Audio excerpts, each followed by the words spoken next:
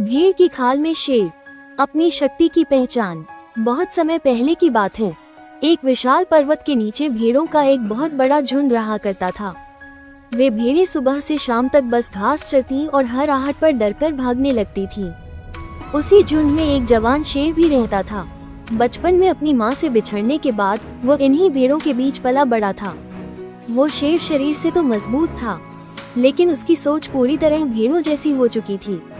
वो उन्हीं की तरह मिमियाता था, उन्हीं की तरह डरता था और उन्हीं की तरह सूखी घास खाकर अपना पेट भरता था। बाकी भेड़ें अक्सर उसका मजाक उड़ाती।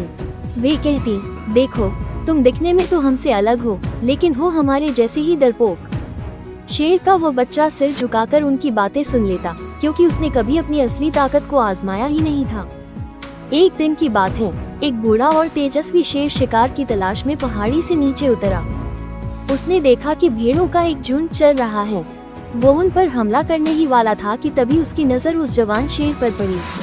वो दंग रह गया। उसने देखा कि एक शक्तिशाली शेर, जिसके पंजे एक झटके में किसी का भी शिकार कर सकते हैं, वो भेड़ों के साथ दुम दबाकर घास चर रहा है। अचानक एक पत्ता खड़का और सारी भेड़ें भागने लगी। उनके साथ वो जवान शेर भी जान बचाकर भागने लगा। बूढ़े शेर को ये देखकर बहुत दुख हुआ। उसने तय किया कि वो शिकार बाद में करेगा, पहले इस शेर के बच्चे को उसकी असलियत बताएगा।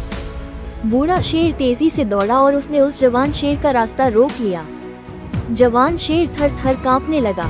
वो जमीन पर लेट गया और गिड़गिड़ाते हुए बोला, हे वनराज, मुझे मत मारिए, मैं तो एक बेचारी भेड़ हूँ, मुझ पर दया कीजिए। बूढ़ा शेर गरज कर बोला, मूर्ख, चुप हो जा, तू भेड़ नहीं है, तू डर क्यों रहा है? लेकिन जवान शेर बस रोए जा रहा था।